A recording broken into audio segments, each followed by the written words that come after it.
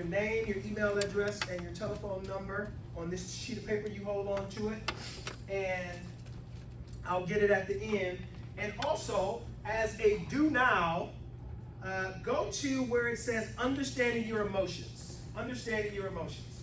And you can just do those real quick. That's our do now, or our bell work, if you're my age. That's bell work. When I was teaching 4th grade, 5th grade, 7th grade, 8th grade, when I was a dean of students, assistant principal, athletic director, we called it do now. When I was at Stevens Elementary in Detroit, or Barber Middle, or Whitney Young Middle, or Cass Tech, they called it bell work. Because I'm going to tell you that the most important thing as you work, the most important thing that we can do for our children is to have them be self-aware. That's the beginning of all change, is self-awareness. Oh man, my brain just jumped to Sunday school. There's a story of a prodigal son. And it says that he was in the slop with the pigs. And then the scripture says that he came to himself. In common terminology, that is, he became self-aware. He said, even the servants in my father's house got enough food. Let me get out of here with these pigs. All right? That's the end of the hour of power, but it just popped in my mind, so definitely want to use it. All right.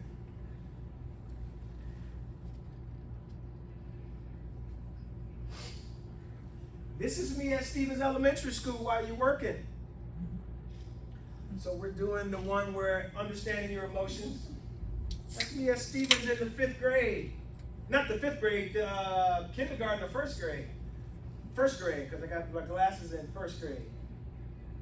All right? I probably need those glasses again, because the readers I use nowadays, I don't think they're working well. I asked teachers, assistant superintendents, principals, department heads, so what are you doing special for kids when they return from the pandemic? What did they tell me, the majority of them? They said nothing. You want to say nothing too? Sorry, I was going to say extra reading materials. Oh, who said that?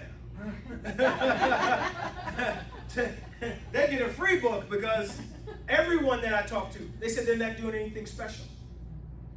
Right? How many people saw on the news? First of all, let's check the different school districts in the areas. Where are you from, if you don't mind? Port Huron School District. Port Huron? Sir, what about you? Northville. I'm from Garden City. Garden City. Walled Lake. And we know Southfield, right? Did you see on the news the kid takeover of downtown?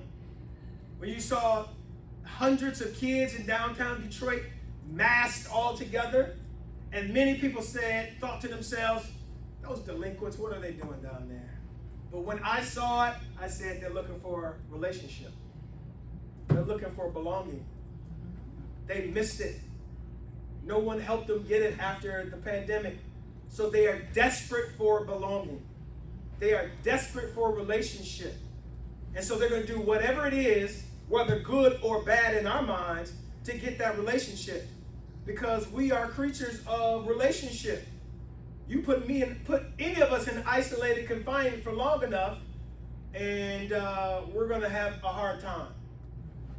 And so I wrote this workbook. I wrote this book, the one that I'm going to be raffling off. It's called The Ghetto Grave Dodger. It just talks about how social and emotional learning can address trauma, decrease violence, and improve struggling schools.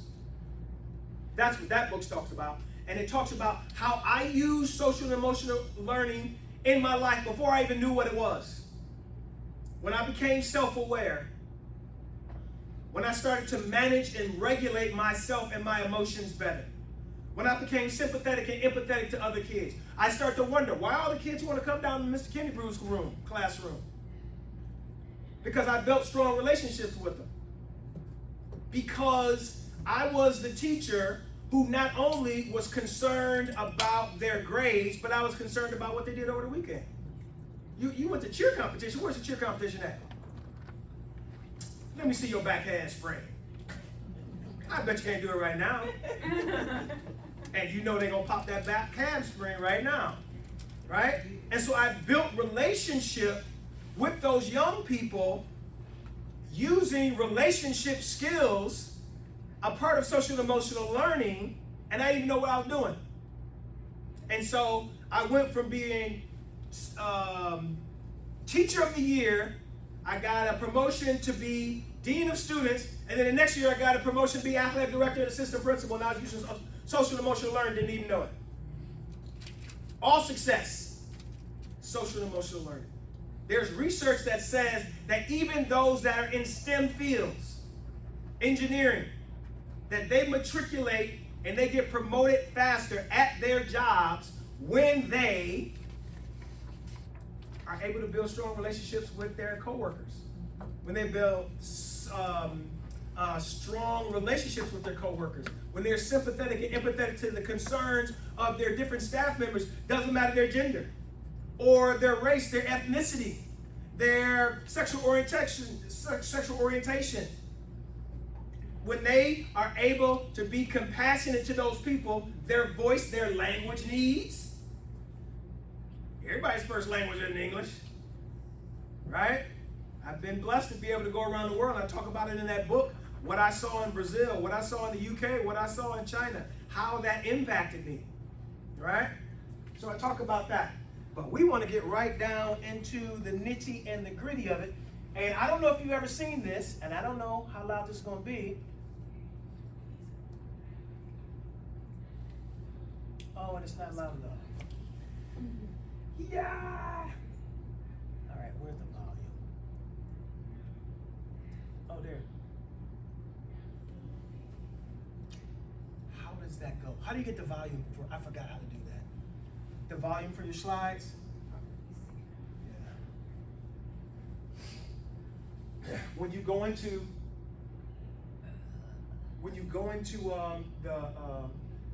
do you escape out and then?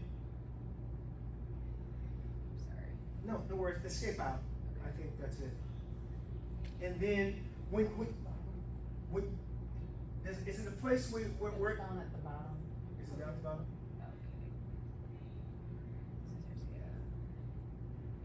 Turn the volume totally up. Let's go with. I forgot how it is that you do it.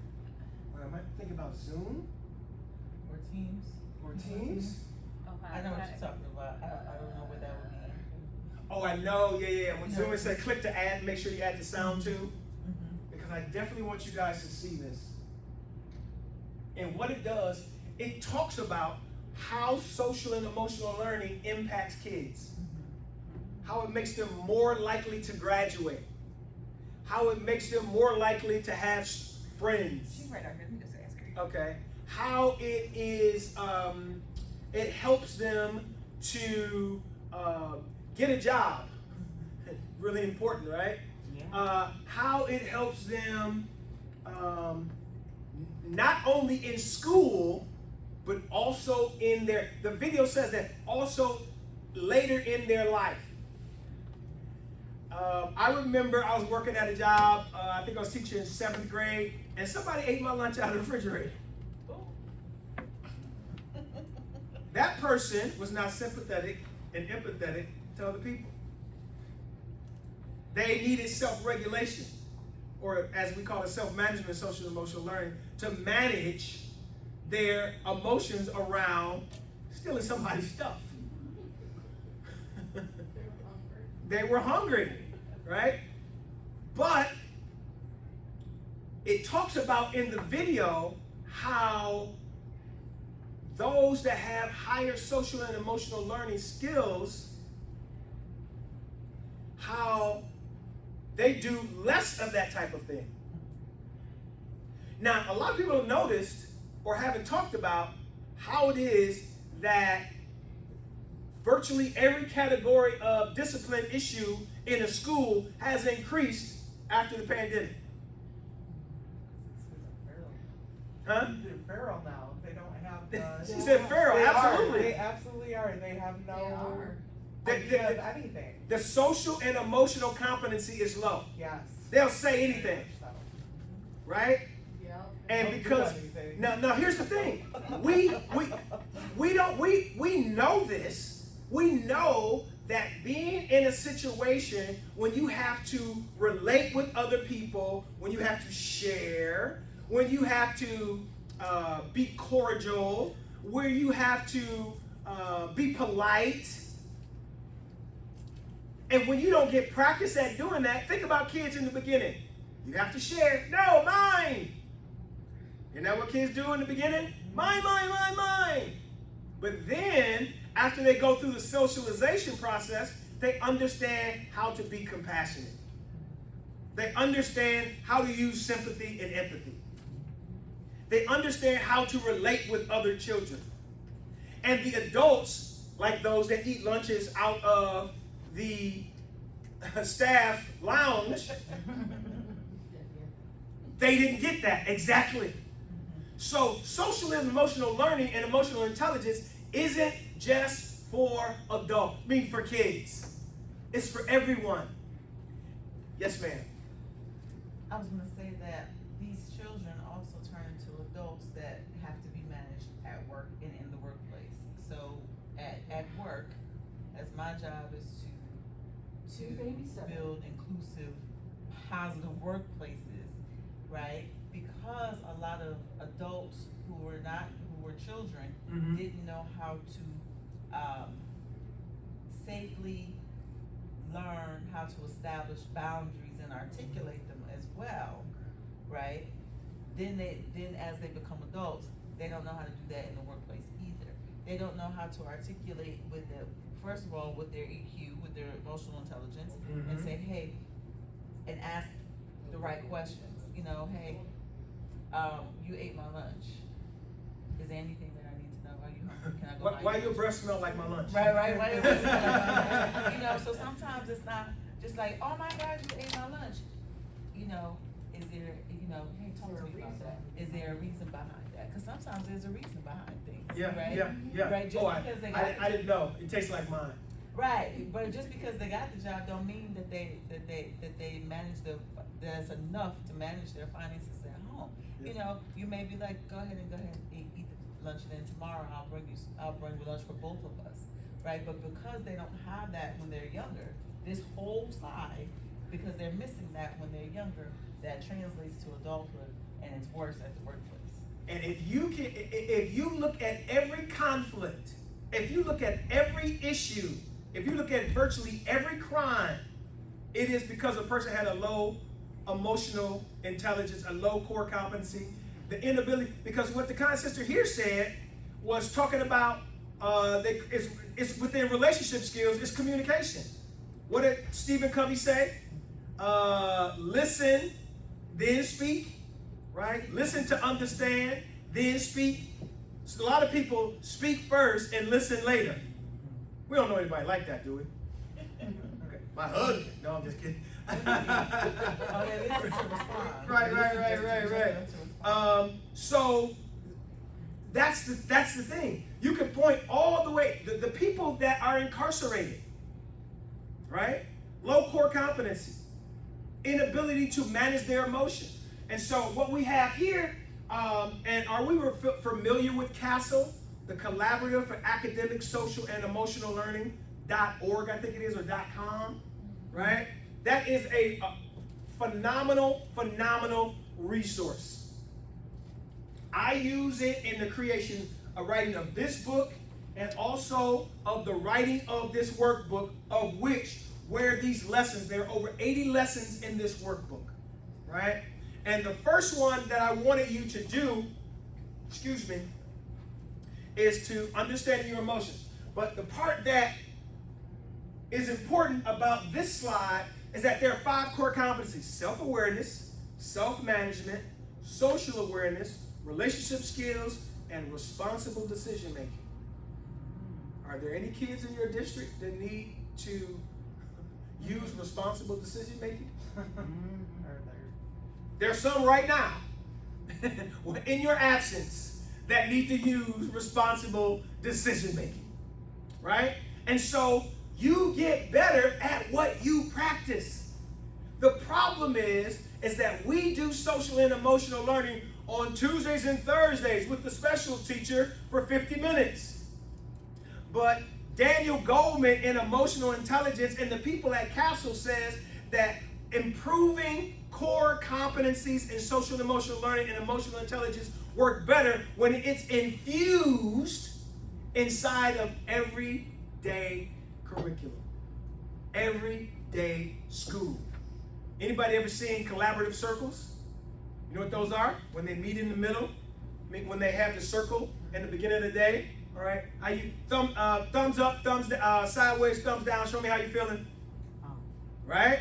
I went to one school where I was going to work, and they did morning meeting. This is one of the most. I literally started crying in the school. I know they thought I was crazy, but it was literally a perfect learning environment. They started with a morning meeting. They did emotional check-in.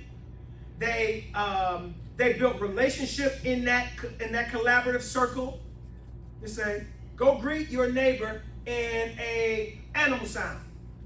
So you heard a lot of oinking, a lot of barking, a lot of meowing. And what did that do with the kids? Build relationship.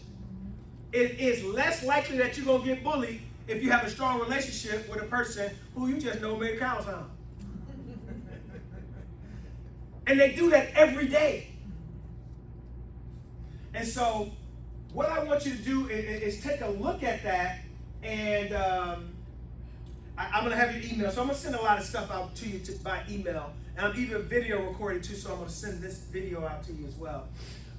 So that's what we want to do. There are 5 core competencies, and someone on your teaching team that comes into contact with students should be impacting it every day. The rumors of my demise have been greatly exaggerated, right? So these are the 5 core competencies, and it has the bullet points on, say for instance, self-awareness, is perspective. How many kids do you know that have low self-value, low self-worth, low self-efficacy? Quite a few. Along with me being a teacher, administrator, athletic director, also as a coach. I don't want to do that. They're gonna laugh at me. They're gonna say something about me, or not give the 100% of their effort because they are afraid of what somebody's gonna say. If you got healthy self-confidence, healthy self-esteem, you will be more assertive at the task that you are entrusted to do, whether it's on the field, off the field. On the court, off the court, in the classroom, outside the classroom. But when you have a low self-awareness, I heard a public speaker say that you cannot raise higher than the level of your self-esteem in your life. You got low self-esteem? It's going to be hard to be successful. Okay? So, let us go here. Let's go. It should be. It should say that you should be able to play it, and then there should be an audio button on the slide, but I see a video button. I don't see the audio button. That's like, her volume's all the way up. She thought it was muted, but it's not. Okay, well. Hopefully it plays. Here are the questions. Here are the questions. Essential that you should be asking yourself. The people in the office should be asking themselves. The students should be asking themselves. The principals should be asking themselves, how are you feeling and why are you feeling this way? We ask our kids, where'd you learn today? You should keep asking your kids that. But the other question you should be asking them, how did you feel today? Did you get angry today at all? Did you get sad today? Do you know that For African American girls, the suicide rate has gone up 41% since the pandemic. I was a coach at Cass. Girl committed suicide when I was there. One of my athletes tried to commit suicide. How did you feel? Yes, go ahead. I'll say something I do with my daughters is because I, depending on how they feel, they talk a lot, but sometimes they don't. Like, I'll kind of like ask them something online, but I ask like the most outlandish thing. I'd be like, so what's wrong? Like, are you feeling depressed? Oh my gosh, you're crazy. I'm not depressed. I'm just tired. And they just start spilling what actually happened, right? But I ask like the most dramatic thing I can think of. I'd be like, so like this, what happened? Did you get hurt? Did you injure? Do you feel like it's broken? They're like, broken, it's not. I just got a little, and they'll start telling me what's wrong. But I'll intentionally ask something outlandish to like make them mad. So they're like, get a response. To get a response. And it's like, Absolutely. and I don't think they realize that my daughter looking around here nowhere. But I don't think now they realize it actually works, and that's why their communication, they'll tell me more now. And they're always like, why do you always take it to the extreme? But I do it intentionally because I realize it gets them to actually tell me like, okay, it's not that deep, this is what it really is. Yep. And we start having a conversation about it, then I can offer advice about it. So I do like that you tell people to do that, because I do see like the difference and really trying to get them like to break down that barrier and tell me exactly what they're feeling. All the key to all change. First of all, we know that if you are going to change your life, you got to change your mind. We know that your attitude determines your altitude. Going back to the hour of power, be ye transformed by the renewing of your mind. This is the change. This is self-awareness.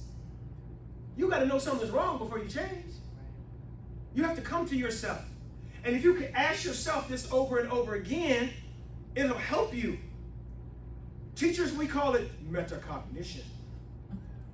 Think about what you're thinking about. Why are you upset? Why, when I got a flat, when I was driving and I got home and I saw my truck going down like this, that I got emotional. Like I was driving around in the road trying to find a nail to run over. Think about what you're thinking about. Why are you upset that you have a flat? You have 4 spare tires in the basement. It's not raining. You're not on 696. It's nighttime. It's not snowing like it's going to do on Monday. We're supposed to get 2 inches of snow on Monday. Oh, you mean this? I thought you were saying in June. No, we're supposed to get 2 inches of snow on Monday. Monday, like coming? The Monday that's coming, we're supposed to get 2 inches of snow, and the next day it's going to be 67 degrees. Isn't that crazy? Where do we live, man? Is this? I feel like this is like, anybody watch the show Paradise? Is this Paradise? Right? 80 and snowsuits next. Right. And so when you become self-aware and you practice self-awareness, then you can start practicing the next area. And what is that area? It's called self-management or self-regulation. When I saw that car go down, I saw myself started to feel some type of way, right? You know what I started doing? I started giving myself positive affirmations about how the situation could have been worse. I'm like, you in your driveway. You don't even have to change this flat right now if you don't want to. You have literally 4 tires in the basement. How is that a bad deal? The only thing you gotta do, you have a full-size hydraulic jack. Like I got this huge jack. Like I could change the tire on a 16, 18 wheel if I wanted to. How is this bad?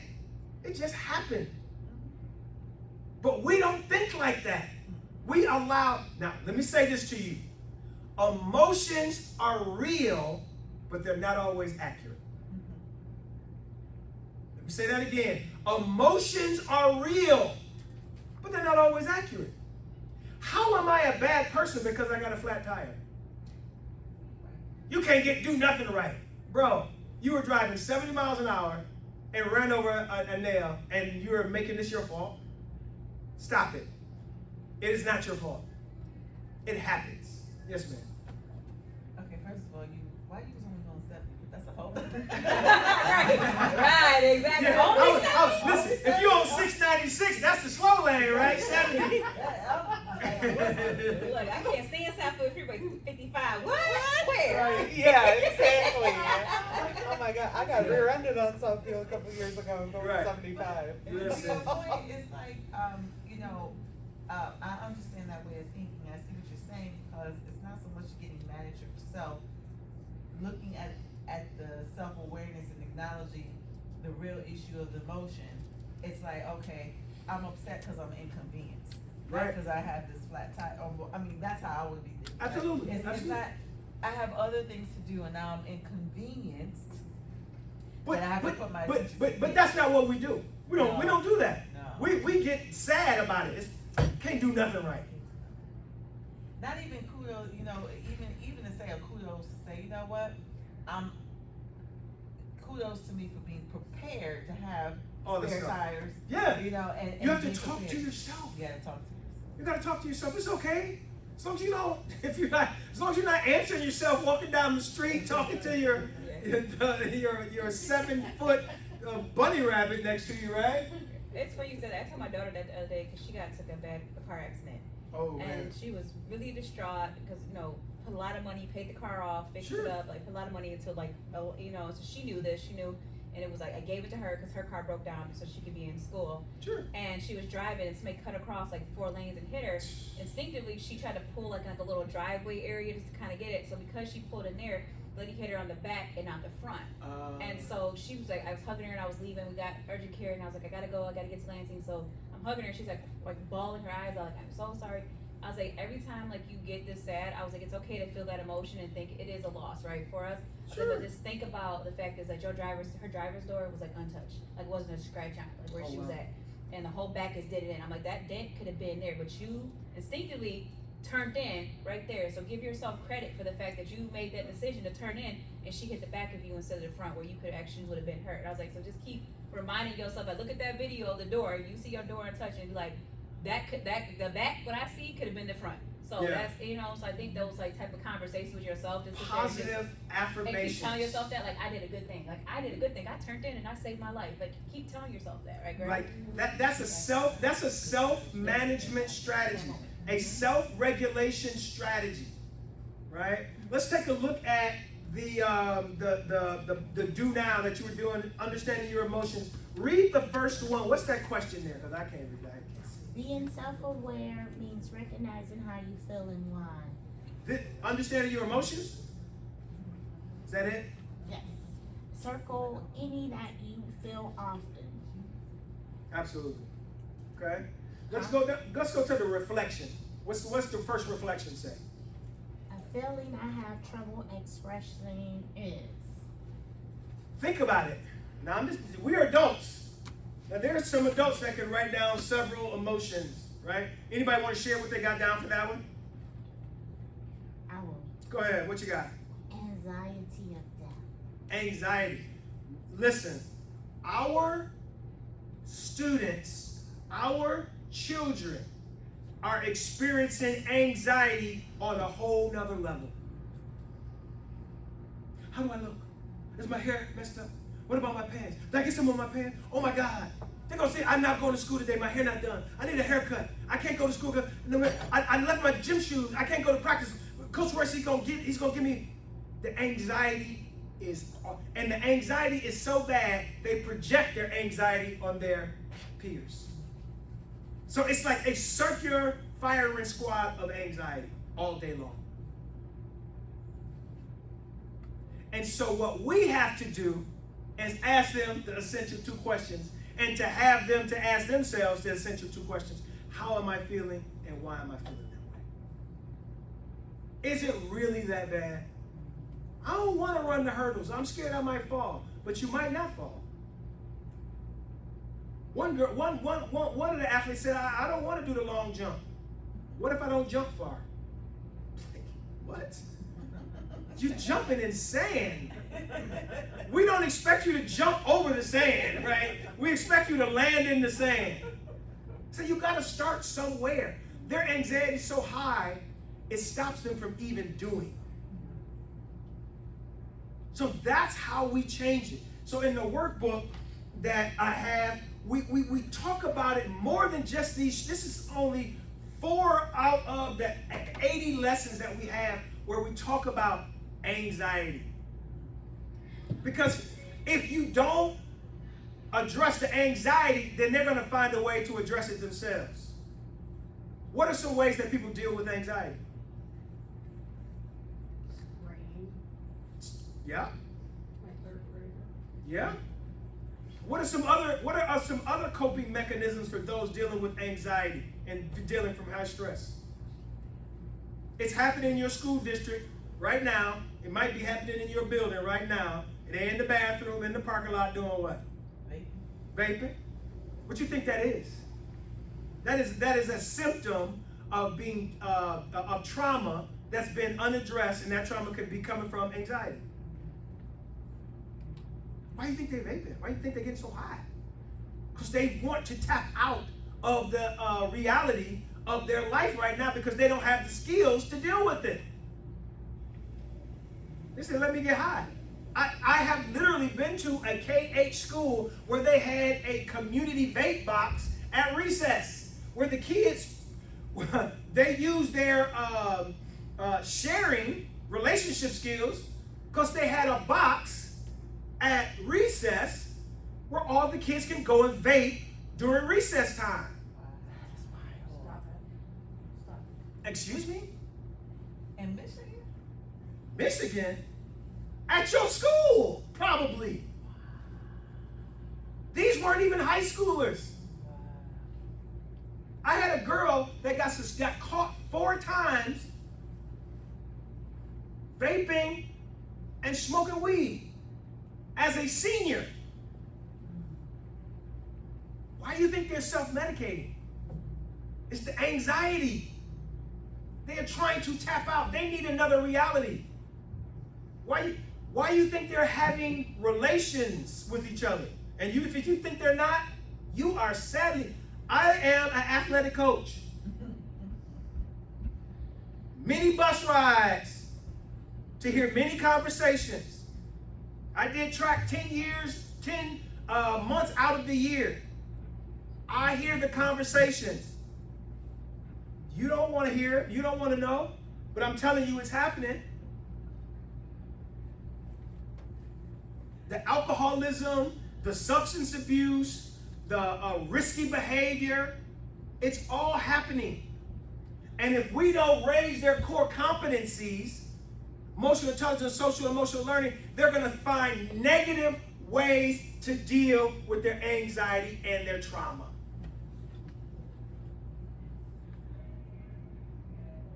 Go ahead. I was just gonna say, like, to your point about the conversations. I think I said to my son, don't have inappropriate conversations with girls at school. He said, okay, Mom. I don't know where that came from, but I remember I just kind of popped in my head. I was like, don't have these inappropriate conversations. Mom, you're nice. You're so nice. I was with some high schoolers. Check this out. I was with some high schoolers the other last school year. I said that, and then I gave a definition from what child pornography is. Yeah. I said if you have an indecent picture of someone under 18 on your phone, that is child pornography, and that is a felony, and you could be put on the sex offender list for having that. Their eyes went like this. You know why? Because many of them had pictures of their boyfriends and girlfriends on their phone, and they had no idea what they were doing was against the law.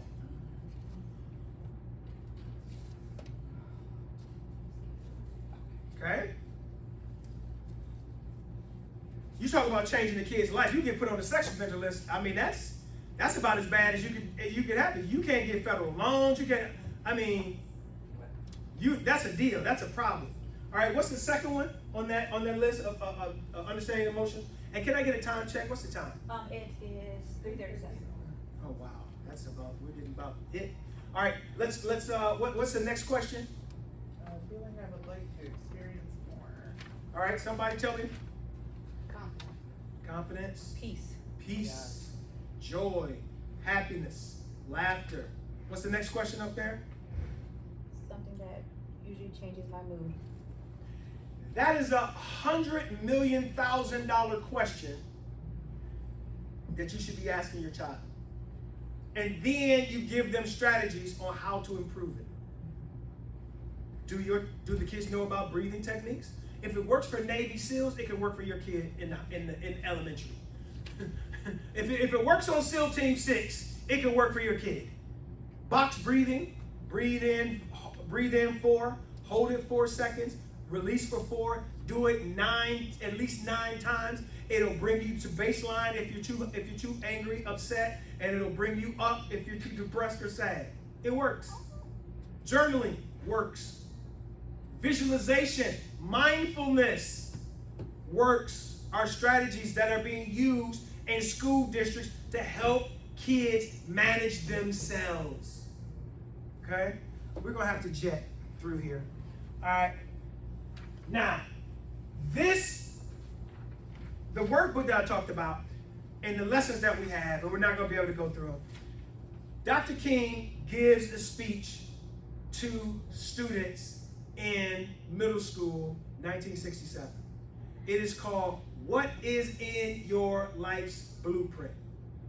And he starts talking about things like self-awareness, self-confidence, self-esteem. He starts talking about things like self-management, self-regulation, working hard. He starts talking about things like social awareness, being sympathetic and empathetic to others. He talks about things like relationship skills, how to build the community, right? He's talking about social and emotional learning core competencies before the concept had been even created. And so I use that as the way to also include cultural competency into the discussion of social and emotional learning. Right? And so, let's see, attendance in the Detroit public schools, guess what? 80% of kids, or over 70% of kids, miss 20 days or more in school. In the brochure, it talks about improving academic achievement. If you go to school more, guess what? Your grades improve. Ta-da! You got to go to school.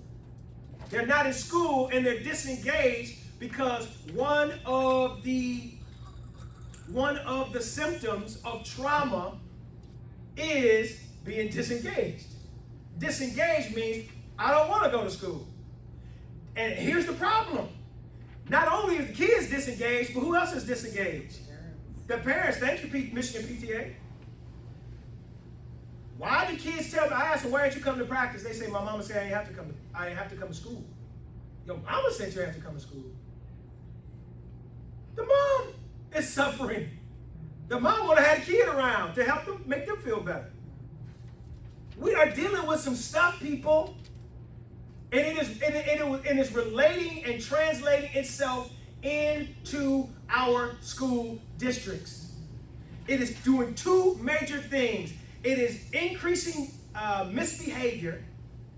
That means that teachers' instructional time is being decreased, and that's why 2 years, I think it was in 2022 or 2023, when the National Association for Educational Progress said in the America's report card that all the grades in every subject area had went down in every school district in the country.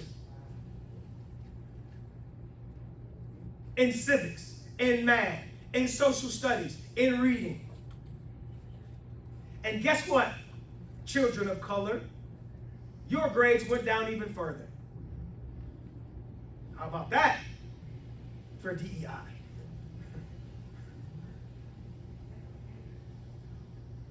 So when we improve the social and emotional core competencies, it stops the poor behavior. The teachers get back to instructional time and kids do better.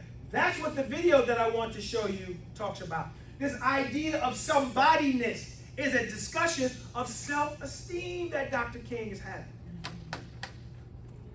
Because if you got inferior facilities, if you got the old textbooks, if you have the old uniforms, if you have the old helmets, it's a possibility during the 50s and the 60s that your self-esteem as a person could be low. So here let's talk about how to raise it high. Right?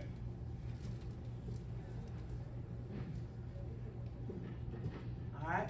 And so again, the attendance is being controlled by that.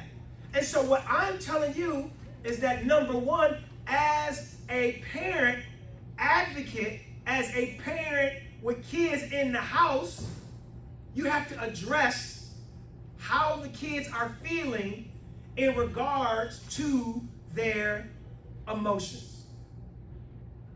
Kids not wanting, my cousin just posted a video of her daughter not wanting to go to school. Why we have to do this morning? Why don't you want to go to school? And the kid don't have an answer. The frontal cortex, the prefrontal cortex of the brain that doesn't get developed until your early 20s is the one that is in charge of reasoning.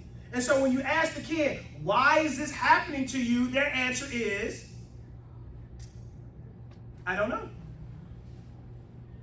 And so we have to ask, we have to give them skills where they start to know why it is they're doing what they're doing, why, how, by the two essential questions. How am I feeling and why am I feeling that way? Not only can we change the kids, but we can change the adults. Because guess what? I'm going to tell you a little secret. The teachers are experiencing symptoms of trauma just as much as the students. And Michigan PTA, so are you.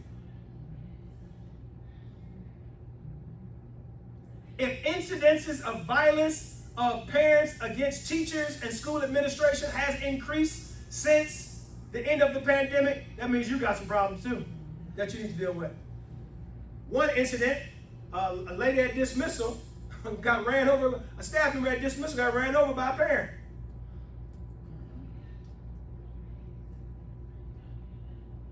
Okay?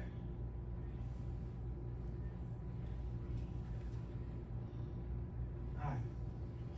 Again, the academic achievement goes up when kids are in school, when they think about what they're thinking about. Here's the other thing. Did you know this? Future orientation. Future, and that is inside of self-management, goal setting, SMART goals, specific, measurable, attainable, relevant, and timely. Thank you. So like, a little glitch there, right? Right? When you have a future orientation, what does the research say for people that have a future orientation? When you think about the future, you are more likely to align your daily activities to align with your future orientation. When you don't have a future orientation, you're just living for the moment. Talk about that in the workbook as well. Right? You have to give them skills and then set students up with a future orientation. And I would do this. I've been, like, since the end of the pandemic, I've probably been in schools about 250 times. Right? And I told kids, and I would ask them, here's another thing that you have to understand. Don't create goals for the kids. Have the kids create goals for themselves. It is easier for a person to adhere to a goal that they have set than for a goal that somebody else has set for them. Because we all do what? What we think is best for us. And so I would go into a classroom, go into a school, and I'd say, so what do you want to be when you grow up? And they would tell me everything they want to do. One girl told me, I want to work at Captain J's. It took everything in my heart not to laugh. I was thinking, they do got some good chicken. Right, that lemon pepper, they want that chicken.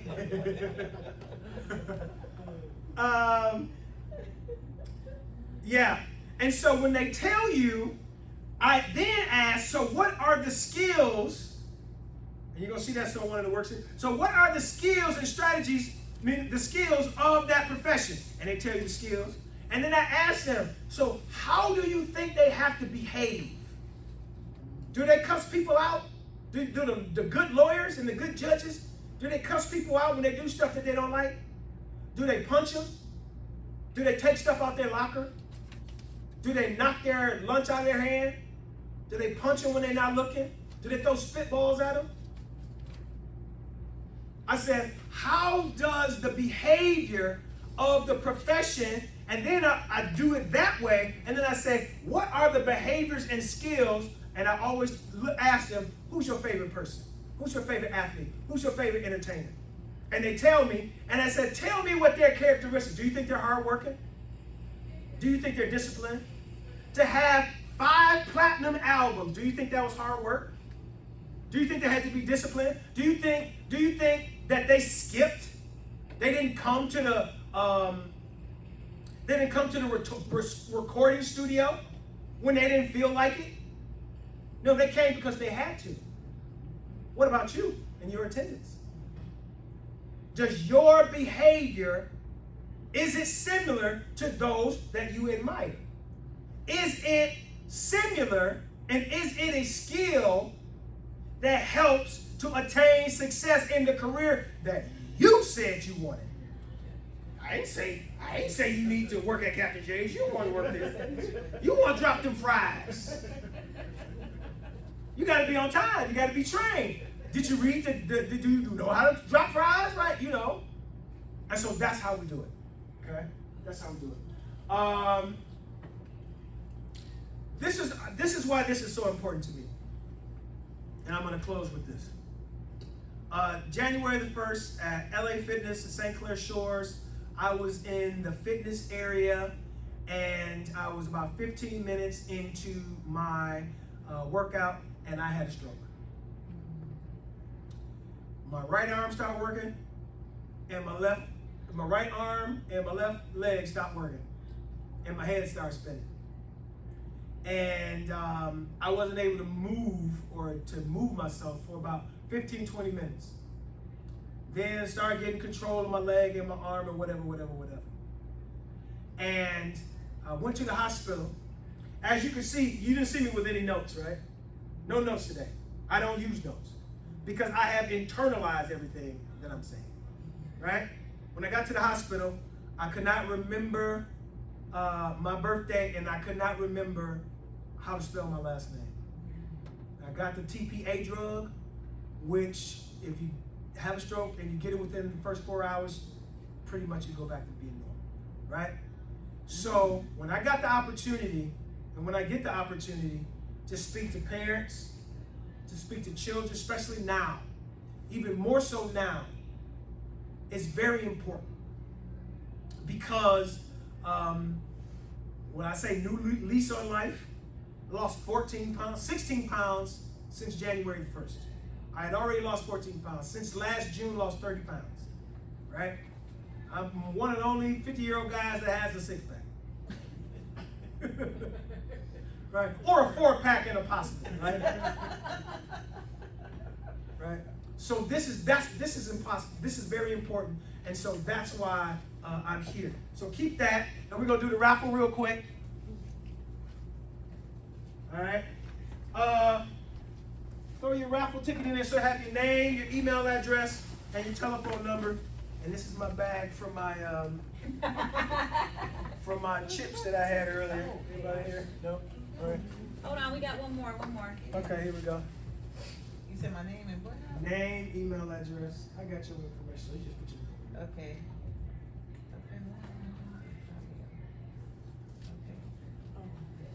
Don't have to put it in hieroglyphic. All right, here we go. Are there any questions as we do this? Any questions? Any comments? Any concerns? All right, this person is writing in green, and this is, does it say Jennifer McBeal? McNeil? Come on up, Jennifer McNeil. Here we go. Thank you so much. Absolutely. And the other one is last name Brooks. That's you. All right. Are there any questions? Are there any things that we want to talk about? The other thing in regards to this workbook, go to Amazon. It's on there. Just put my name in there and you'll see it. It is called Building Your Life's Blueprint with SEL. It is there. I only have one copy. The rest of my copies are sitting on my porch. It just got delivered by Amazon. So yeah, there we go. And it's going to be $25. I think everyone, if you could fill out the survey for this. I'd like to thank you for being here, and here's a gift from Michigan PTA for you. Thank you so much. Thank you. Appreciate you. I actually have a real quick question. Yeah, absolutely. Do you do like school assemblies or PD days and stuff like What? that? Yeah. I'm the man on Okay, that. awesome. I last year and follow along to a couple of our schools. Okay, Because I cool. think they could definitely benefit. Let me, okay. Oh, I got Yeah, you. that was awesome. Thank That's you. beautiful. And I Thank gave you. your book. Absolutely. I will